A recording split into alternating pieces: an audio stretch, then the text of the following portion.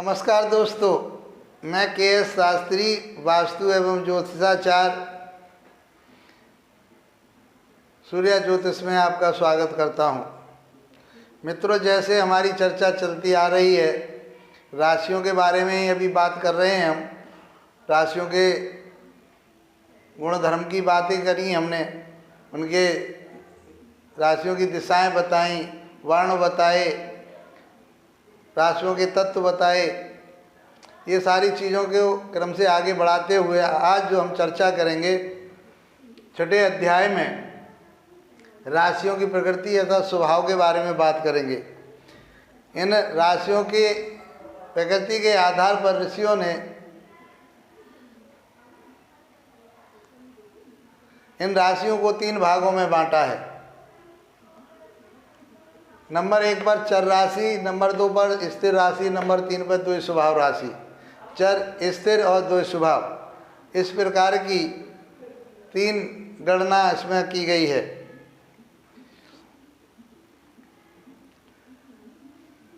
मित्रों, चर राशि में जो राशियां आती हैं, इन राशियों के जो स्वभाव हैं, जैसी ये राशियां हैं उसी के आधार पर इनको रखा है। मेष, मेष माने भेड़। भेड़ कैसी होती है? चंचल होती है। वो एक स्थिर मुद्रा में नहीं होती, कभी इधर कभी उधर, कभी चलायमान रहती है वो। इसी तरह से कर्क, इसी तरह से तुला। तुला, कर्क माने केकड़ा, तुला माने तराजू, और मकर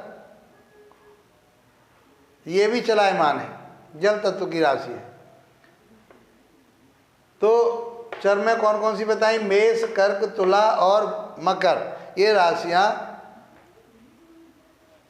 चर स्वभाव की हैं। इनमें चंचलता होती है, निर्णय लेने की क्षमता कम होती है। ये राशियां, इन राशियों को जब हम पढ़ेंगे, कुंडली विश्लेषण करेंगे, तो इन राशियों के आधार पर उस जातक को हम बहुत कुछ बता सकते हैं। जैसे तत्व के बारे में बताया, वर्ण के बारे में बताया। वर्णों से क्या होता है, उसके जो मानसिक स्थिति है वो किस तरह की होगी।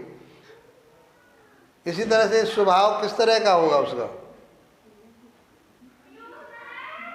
तो नंबर 2 पर स्थिर राशि। स्थिर राशि में वृषभ, सिंह, वृश्चिक और कुंभ, ये राशि जो है स्थिर स्वभाव की हैं। इनके अंदर टिकाऊपन है, स्थिरता है, भारीपन है, अपने बात के ये धनी होते हैं ऐसे जातक लोग। इन्हीं राशियों के आधार पर हम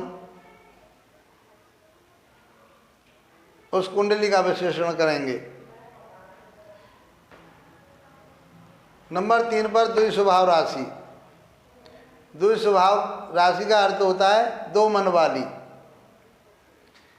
अपने दोनों मनों के आधार पर जैसी परिस्थिति उसके सामने आती है, उस परिस्थिति को भांपते हुए इन राशियों के जो जातक हैं, उन आदमी को, उन व्यक्तियों को अपनी तरफ आकर्षित कर लेते हैं। कहने का अर्थ यह है कि गंगा गए गंगादास और जमुना गए जमुनादास। मतलब जिस परिस्थिति में वो होंगे, उस परिस्थिति में वैसे ही ढल जाएंगे। इस तरह की जो राशियां हैं उनको हम द्वैत स्वभाव राशि बोलते हैं। बच्चों के साथ बैठ गए तो बच्चों की तरह से बातें कर रहे हैं, उनके साथ खेल रहे हैं और उनकी तरह उनको प्रसन्न कर लिया। और यदि हम बड़े लोगों के साथ बैठे हैं, जातक यदि बड़े लोगों के साथ बैठते, आप कहेंगे उसके लिए आप बड़े लोगों के साथ बैठते हैं, विद्वान लोगों के साथ बैठते हैं, तो आप उनको भी मोहित कर लेते हैं अपनी वाणी के द्वारा और अपने स्वभाव के द्वारा। इस प्रकार से इन राशियों को 3 भागों में बांटा गया है। ये बहुत काम की चीज़ें, छोटी छोटी चीज़ें, ये काम की चीज़ें। यदि ये बेस आपने समझ लिया तो आप निश्चित समझ लीजिए कि आप अच्छे ज्योतिषी बन पाएंगे, आप अच्छे एस्ट्रोलॉजर बन जाएंगे। कम से कम अपने ऊपर ही आपने इन चीज़ों को धारण कर लिया और समझ लिया तो आप अपने मार्ग को स्वतः ही ढूंढते हुए आगे बढ़ जाएंगे। इन राशियों को जो हमें यहाँ लिखित में लिखी हैं उनको हम अंकों के द्वारा समझते हैं, क्योंकि हमने बताया, बार बार कह रहे हैं इस बात को कि ये लिखे हुए नहीं मिलेंगे। जब कुंडली विश्लेषण करेंगे, जब कुंडली हमारे सामने आएगी, वो खाके में ये नाम लिखे हुए नहीं होते, क्या संख्याएं लिखी हुई होती हैं। मित्रों, तो आज हम जो है आगे कुछ तरफ चल रहे हैं। चर स्वभाव राशि में 1, 4, 7 और 10 ये राशियाँ हैं। 1 का अर्थ हो गया मेष, 4 का अर्थ हो गया कर्क, 7 का अर्थ हो गया तुला, 10 का अर्थ हो गया मकर। इस प्रकार से इन राशियों के अंकों से हमने राशियों के नामों को समझ लिया। इसी तरह से स्थिर स्वभाव राशि में 2, 5, 8 और 11। 2 का अर्थ क्या हुआ? वृषभ, 5 का अर्थ हुआ सिंह, 8 का अर्थ हुआ वृश्चिक, 11 का अर्थ हुआ कुंभ। इस प्रकार से हमने इन अंकों से राशियों को समझ लिया। इसी तरह से द्विज स्वभाव राशि में 3, 6, 9 और 12। 3 का अर्थ क्या हुआ? मिथुन, 6 का अर्थ हुआ कन्या और 9 का अर्थ हुआ धनु और 12 का अर्थ हुआ मीन। इस प्रकार से हमने अंकों के द्वारा भी इन राशियों को समझ लिया। मित्रों, हम धीरे धीरे अब आगे की तरफ बढ़ते जा रहे हैं। कुछ चीज़ें इसमें और रह गई हैं जो राशियों के बारे में बताएंगे। उसके बाद में फिर हम ग्रहों को लेंगे और ग्रहों के जो हमने इसमें पढ़ाएंगे उसी तरह से हम ग्रहों के बारे में भी समझ पाएंगे। उनके गुण क्या हैं, उनका स्वभाव क्या है, उनमें कौन से तत्व हैं, ये सारी चीज़ें भी उनमें सब में मिलेंगी, उनमें भी मिलेंगी। क्योंकि ये संसार पूरा का पूरा संसार 5 तत्वों से ही बना हुआ है। सबकी प्रकृति, सबका जो स्वभाव है, सब एक जैसी चीज़ें मिलेंगी आपको देखने के लिए। तो अभी हम ग्रहों की चर्चा नहीं कर रहे, अभी राशियों की चर्चा चल रही है। इनको करने के बाद, इसको समझने के बाद फिर हम ग्रहों पर आएंगे और ग्रहों को समझने के बाद तुरंत हम विश्लेषण की तरफ को ले चलेंगे आपको।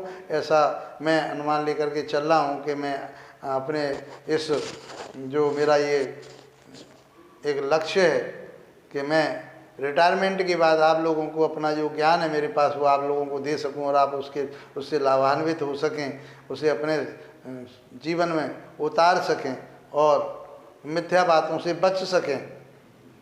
तो उन्हीं ग्रहों के आधार पर हम उपाय भी बताएंगे और बहुत सरल विधि वाले उपाय बताएंगे। जो मुझे आता है मैं कोशिश करूँगा, क्योंकि उनका रिजल्ट आता है, इसलिए उन उपायों तक भी हम पहुँचेंगे।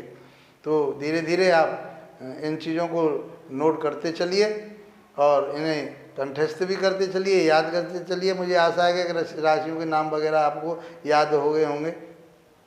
उनके ये जो हमने संख्या दे रखी है वो भी आपको याद हो चुकी होंगी। तो धीरे धीरे चल रहे हैं, आप उनको समझ पाएंगे। तो मैं आशा करता हूँ कि मेरा ये वीडियो आपको पसंद आया होगा, और पसंद आया है तो इसको लाइक कीजिए, अपने दोस्तों को शेयर कीजिए ताकि वो भी लाभ उठा सकें, और सब्सक्राइब कीजिए। धन्यवाद दोस्तों, नमस्कार।